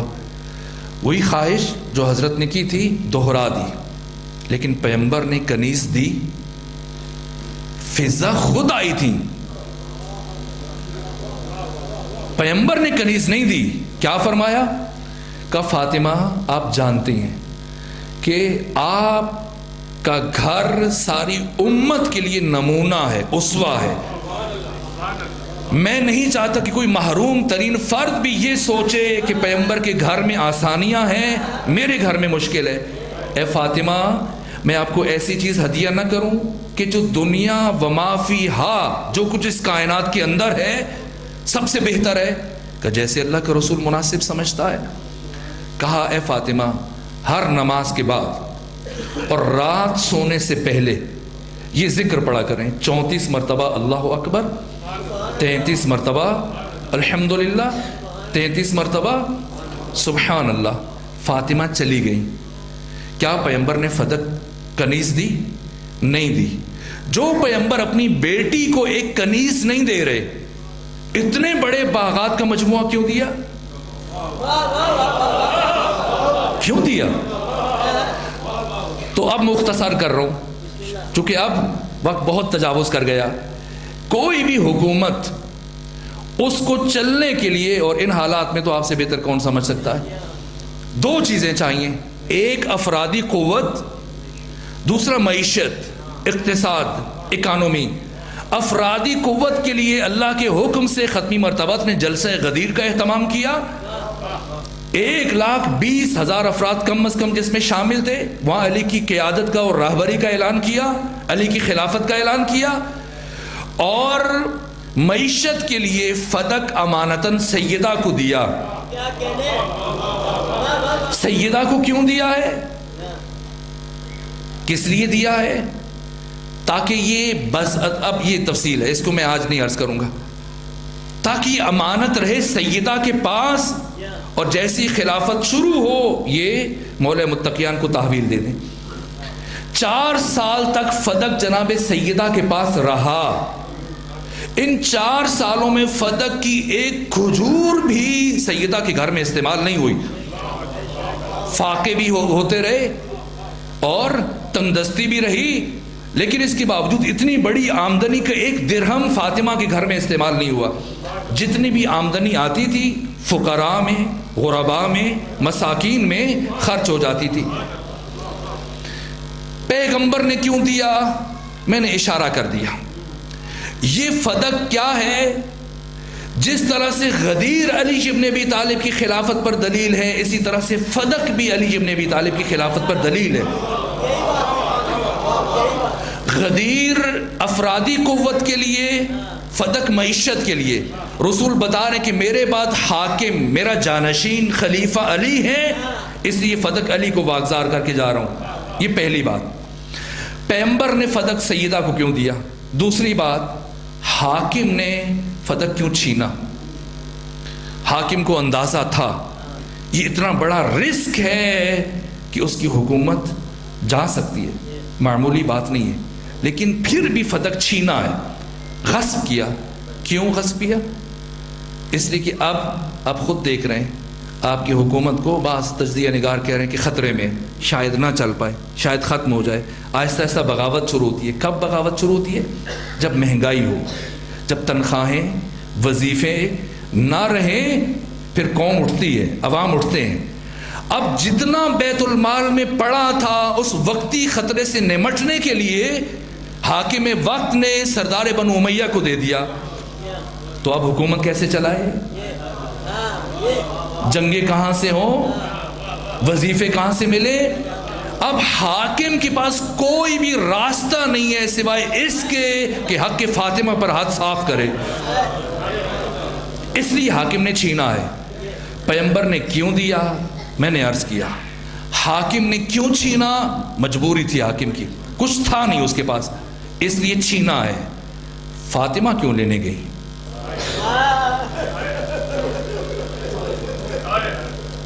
اگر چھین لیا سو چھین لیا۔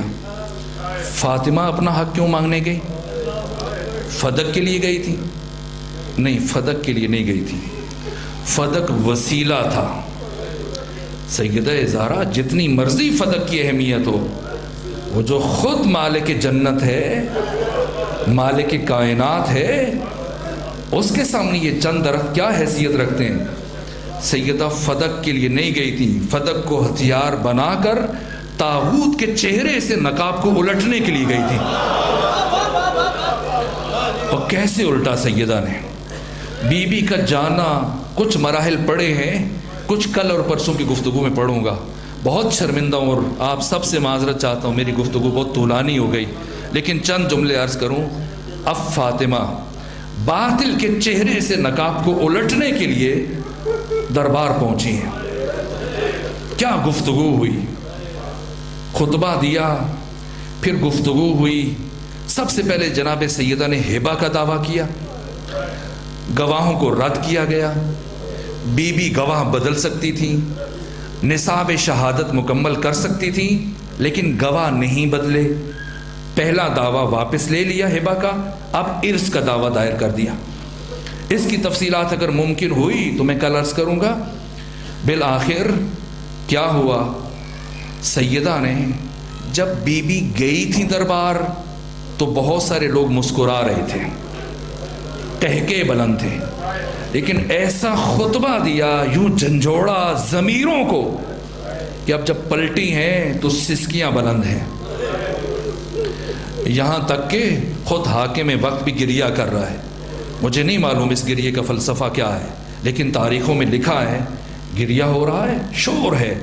یہاں تک کہ جب بی بی پلٹیں اور بی بی کے پلٹنے کے بعد حاکم نے کیا کہا، یہ بھی تاریخ کے صفحات اور اوراق پر محفوظ ہے۔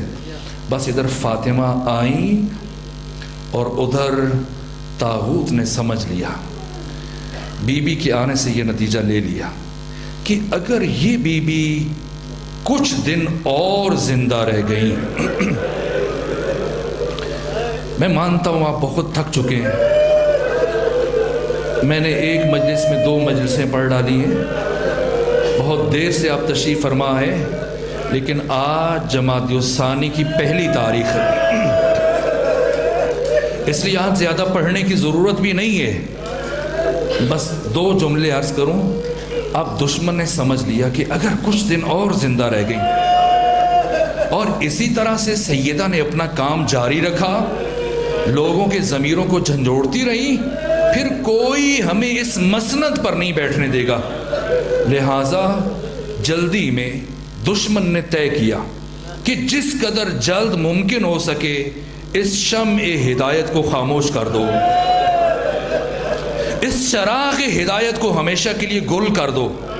چنانچہ 50 افراد ہاتھوں میں لکڑیاں لیے ہوئے، ڈنڈے لیے ہوئے، آگ کا سامان لیے ہوئے، تلواریں لیے ہوئے کہاں جا رہے ہیں؟ جہاں رسول دن میں 5 مرتبہ دروازے پر کھڑے ہو کے سلام کہتے تھے، السلام علیکم یا اہل بیت النبوہ، جہاں کھڑے ہو کر آیت تطہیر کی تلاوت کرتے تھے، یہ افراد پہنچے اور انہی میں سے ایک نے آواز بلند کی۔ تفصیلات سے گریز کروں گا، 2 جملے عرض کروں۔ آواز بلند کی یہاں تک کہ جیسی آواز اندر کے افراد نے سنی، علی ابن ابی طالب اٹھے، دروازے کی طرف بڑھے۔ اس سے پہلے کہ علی دروازہ کھولیں، سیدہ زہرا علی کے سامنے آ کے کھڑی ہو گئیں بی بی، دست ادب جوڑ دیے، کہا علی اب فاتح خیبر ہے، علی اب فاتح خندق ہیں، علی اب فاتح بدر احد ہیں، علی اجازت دیں آج مدینے کا محاذ سیدہ زہرا لڑیں۔ علی جب تک میرے بابا رسول اللہ زندہ تھے کبھی میرے بابا نے تلوار نہیں اٹھائی، ہمیشہ آپ نے میرے بابا کا دفاع کیا تھا، اس لیے کہ اس وقت روئے زمین پر حجت خدا میرے بابا محمد الرسول اللہ تھے، اور آج روئے زمین پر حجت خدا آپ ہیں۔ اس لیے علی آپ خود اپنے دفاع میں تلوار نہیں اٹھائیں گے، اجازت دیجئے آج فاطمہ تو زہرا آپ کا دفاع کرے گی۔ علی نے فرمایا جیسے نبی زادی بہتر سمجھتی ہے۔ اب سیدہ دروازے کی طرف بڑھی اور کہا تمہیں کچھ اندازہ ہے اس گھر میں کون کون رہتا ہے؟ اس گھر میں فاطمہ رہتی ہے، اس گھر میں رسول اللہ کے بیٹے رہتے ہیں، حسن و حسین رہتے ہیں۔ کہنے والے نے کیا کہا؟ وَإِن، اگر رہتے ہیں تو ہم کیا کریں؟ علی کو باہر بھیجیں، ورنہ ہم اسی دروازے کو آگ لگا دیں گے۔ کہا فاطمہ کے دروازے کو؟ کہاں آگ لگائیں گے۔ اب بلا تأمل یہ شقی آگے بڑھا اور کنفس سے کہا کہ در فاطمہ کو آگ لگاؤ۔ آج در فاطمہ جل رہا ہے، دھواں بلند ہو رہا ہے، دروازہ جلنے لگا، لیکن یہ شقی، یہ اشقا، یہ بدبخت غصے میں اتنا بفرا ہوا ہے کہ اس نے فاطمہ کے دروازے کے جلنے کا انتظار نہیں کیا، جلتے ہوئے دروازے کو ٹھوکریں مارنا شروع کر دی۔ اور کچھ دیر کے بعد دروازہ فاطمہ گرا۔ میرے عزیزو اہل ملتان، یہاں پہنچ کر میں اکثر یہ سوال پوچھا کرتا ہوں، بتاؤ کیا یہ دروازہ زمین پر گرا؟ اے کاش یہ دروازہ زمین پر گرا ہوتا۔ لیکن کیا عرض کروں، امام زمانہ زیارت ناہیہ میں نوحہ پڑھ رہے ہیں کہ میں اس لمحے کو کبھی نہیں بھلا سکتا جب میری دادی فاطمہ الزہرا جلتے ہوئے دروازے اور دیوار کے درمیان تھی، اور دروازے کی کیل میری جدہ طاہرہ کے سینے میں پیوست ہو گئی۔ میرے عزیزو، دروازہ گرا، ادھر دروازہ گرا، ادھر فاطمہ الزہرا کی آواز بلند ہوئی، فضا میری طرف بڑھو، میرا محسن شہید ہو چکا ہے۔ اور اس کی کچھ دیر کے بعد ان 50 میں سے 11 افراد علی ابن ابی طالب کے بیت الشرف میں داخل ہوئے۔ اتنی بڑی گستاخی کہ اب علی کے گلے میں رسی ڈالی گئی، اور اب یہ گستاخ علی کو گھر سے مسجد کی طرف لے کے جانے لگے۔ کیسے لے کے گئے؟ سکینہ بنت الحسین بھی کربلا سے کوفہ سے شام تک لے کے جائی گئی، میں نے کل پڑھا ہے۔ ثانیہ زہرا کو بھی رسیوں میں جکڑ کے لے کے جایا گیا، لیکن علی کو کیسے لے کے گئے؟ کیسے لے کے گئے؟ ایسے لے کے گئے جیسے تاریخ میں کسی کو نہیں لے کے جایا گیا۔ اتنی بے ادبی کے ساتھ لے کے گئے، اتنی جسارت اور گستاخی کے ساتھ لے کے گئے کہ فاطمہ الزہرا اس حالت میں اپنے پہلو کا درد بھول گئیں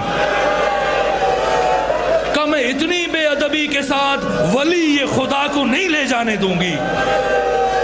اب فاطمہ نے اسی دروازے کے نیچے سے اپنا ہاتھ علی کے دامن میں ڈال دیا۔ دو روایتیں ہیں، ایک روایت علی کے کمر بند میں ہاتھ رکھا، دوسری روایت علی کی قبا میں ہاتھ رکھا۔ اس سارے واقعے میں، بس میں آخری جملے عرض کر رہا ہوں آج کی حد تک، اس سارے واقعے میں وہ پہلا فرد مدینے کے اندر نہیں تھا، باہر تھا۔ جب واپس آیا، اسے واقعے کی اطلاع ملی، اس نے دوسرے سے پوچھا، میں نے سنا ہے تو نے کچھ دیر پہلے نبی زادی کے دروازے کو آگ لگائی تھی۔ ہاں میں نے آگ لگائی تھی۔ میں نے سنا ہے کہ نبی زادی نے بڑی مقاومت دکھائی۔ ہاں بڑی مقاومت دکھائی۔ میں نے سنا ہے کہ نبی زادی علی کا دامن نہیں چھوڑ رہی تھی۔ کہاں نہیں چھوڑ رہی تھی؟ کہا پھر بتا کیسے چھڑوایا؟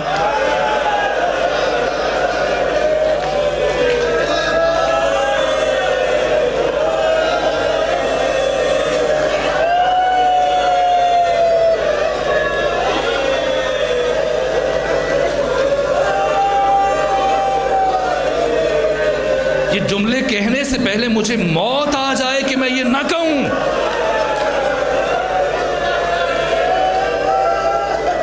کہ بتا کیسے چھڑوایا؟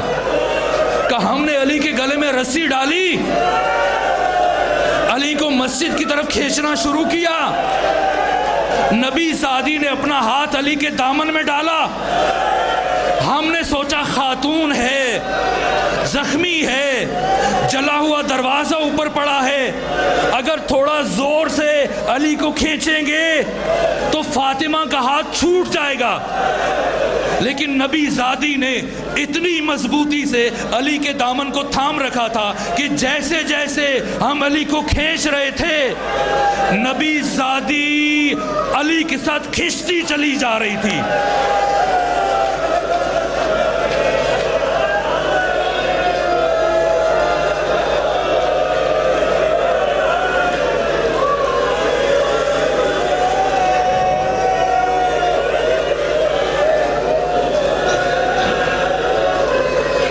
نبی زادی علی کے ساتھ کھینچتی چلی جا رہی تھی۔ کہا اچھا پھر بتا کیسے چھڑوایا؟ کہا بس چھڑوا لیا۔ کہا مجھے بتا کیسے چھڑوایا؟ کہا میں نے سمجھ لیا کہ اتنی مضبوطی سے فاطمہ زہرا نے علی کے دامن کو تھام رکھا ہے کہ یہ بی بی قیامت تک علی کو نہیں چھوڑے گی۔ کہا میں نے ایک مرتبہ داہنے دیکھا، ایک مرتبہ داہنے دیکھا، کیا کروں؟ میرے قریب میں کنفس کھڑا تھا، مجھے کنفس کے کمر بند میں تازیانہ نظر آیا، میں نے وہ تازیانہ نکالا،